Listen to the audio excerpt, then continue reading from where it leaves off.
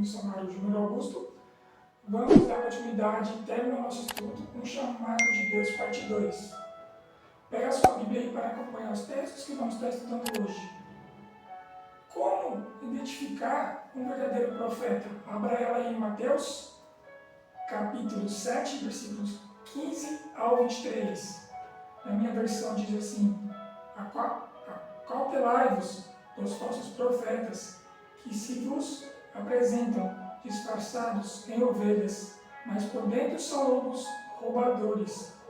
O 16. Pelos seus frutos os conhecereis. Colhem-se porventura uvas dos espinheiros, ou figos dos abrolhos?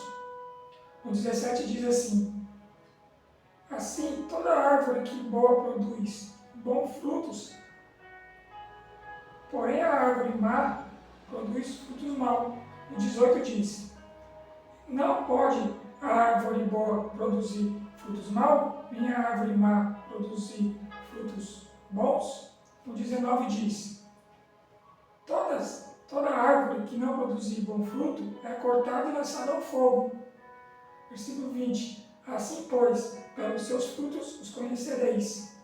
Versículo 21: Nem todo o que me diz Senhor, Senhor entrará no reino dos céus, mas aquele que faz a vontade de meu Pai que está nos céus. No versículo 22 diz: Muitos daquele dia hão de dizer-me: Senhor, Senhor, porventura não temos nós profetizado em teu nome? Em teu nome não expelimos demônios? E em teu nome não lhe fizemos muitos milagres? Olha o que Jesus diz para esses falsos profetas no versículo 23. Então lhes direi explicitamente: Nunca vos conheci, apartai-vos de mim, os que praticais a iniquidade. Pelos seus frutos conheceremos se são ou não do Senhor. Nós vemos aqui que nesse contexto aqui, desse relato que Jesus mostrou aqui, os falsos profetas, ele tem a aparência de ser de Deus, tem a aparência de ovelha, mas na verdade são lobos devoradores. Os frutos, como nós vemos aqui, somos nós. Quando a gente dá bons frutos para Deus, a gente ganha almas para Cristo, a gente consegue alcançar outras pessoas. E nós vemos que os falsos profetas, eles até podem alcançar alguém para Cristo, mas não é um verdadeiro profeta, porque ele está usando de artimanhas, de enganos, de mentiras, para atrair as pessoas. Porque muitas pessoas hoje estão indo em igrejas atrás de milagres. Quer saber do milagre, mas não quer saber de Deus, que é quem fruta o milagre. Mas continuando, como identificar um falso profeta? Abra aí sua Bíblia em Deuteronômio, capítulo 18, versículos 21 e 22. Na minha versão diz assim, no versículo 21 de Deuteronômio 18: Se disseres no teu coração,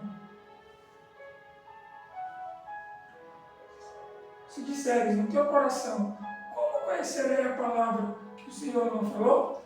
Olha no versículo 22 o que diz: Sabe que quando esse profeta falar em nome do Senhor, e a palavra dele se não cumprir, nem suceder como profetizou, esta é a palavra que o Senhor não disse com soberba, a falou. O tal profeta não tenhas temor dele.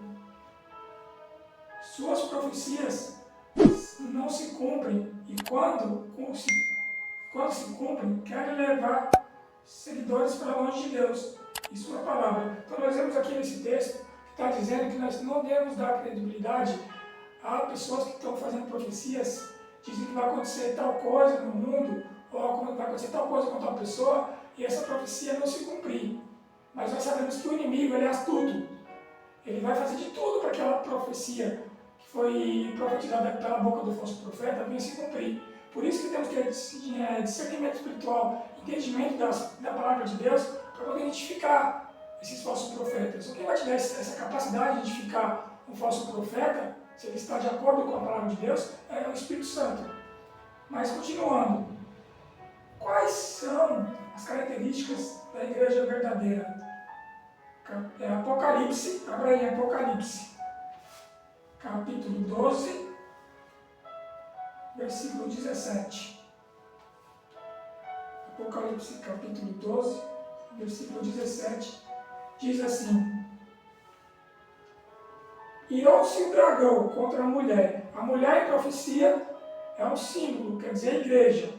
Irou-se o dragão à mulher e foi pelejar com os restantes da sua descendência, os que guardam os mandamentos de Deus e têm o testemunho de Jesus, e se pôs em pé sobre a areia do mar. Nós vemos aqui que dragão aqui em Apocalipse é Satanás, e mulher é a igreja, como eu falei antes. Nós vemos que ele se irou contra o povo de Deus, o remanescente desses últimos dias, os que guardam os mandamentos de Deus e têm o testemunho de Jesus. O que é o testemunho de Jesus? É o espírito de profecias. É o espírito de profecia, as profecias bíblicas. Então, ou seja, nós vemos que quem conhece as profecias bíblicas, consegue explicar elas, ensinar elas direitinho, como a Bíblia ensina, esse é o testemunho de Jesus.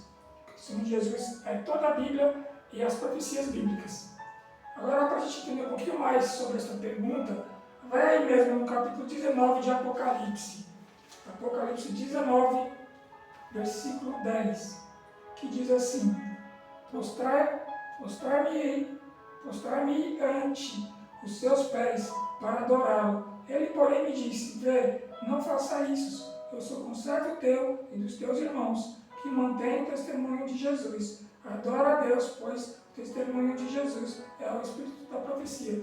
Nós temos aqui que quando o anjo deu o relato das profecias, das visões para João, ele queria se prostrar do anjo e adorar ele. E o anjo disse: Não adores a mim, eu sou um conservo teu, ou seja, eu sou semelhante a ti. Não me adores, adore somente a Deus.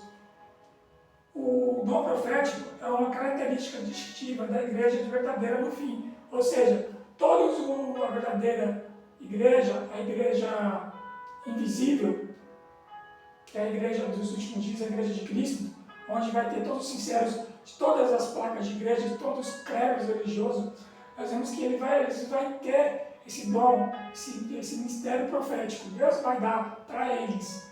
Lógico que isso só vai acontecer se a gente estiver cheio do Espírito Santo, porque só podemos profetizar, entender as profecias e entender a Bíblia se for através do Espírito Santo.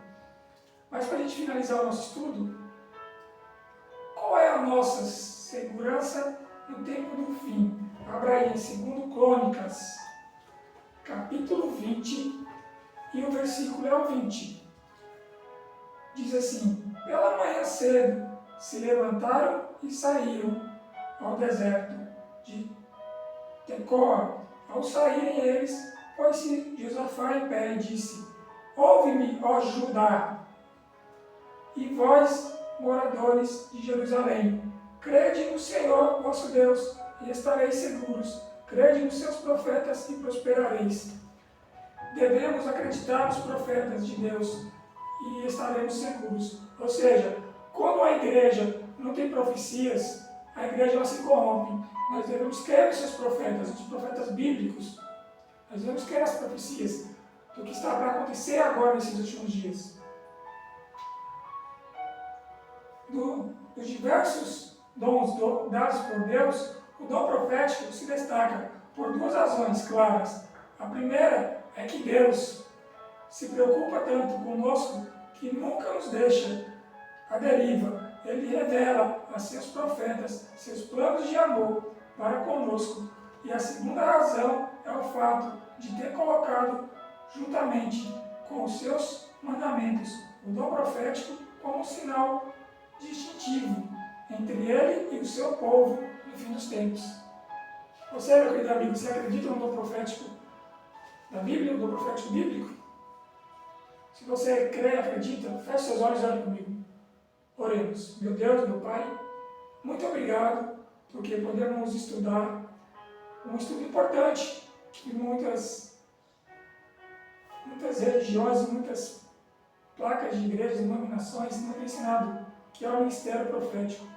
Eu, pelo menos, não tenho visto algumas igrejas ensinando esse dom profético, biblicamente falando, de uma forma espiritual. Meu Senhor, meu Salvador, se faltou alguma coisa que eu não falei, que só o Espírito possa falar através de mim, através do que eu disse aqui, que o Senhor possa convencer os corações dessas pessoas, elas possam acreditar nas profecias bíblicas, em Apocalipse, em Daniel, nos profetas menores, tanto como as profetisas mulheres, como a Bíblia também menciona.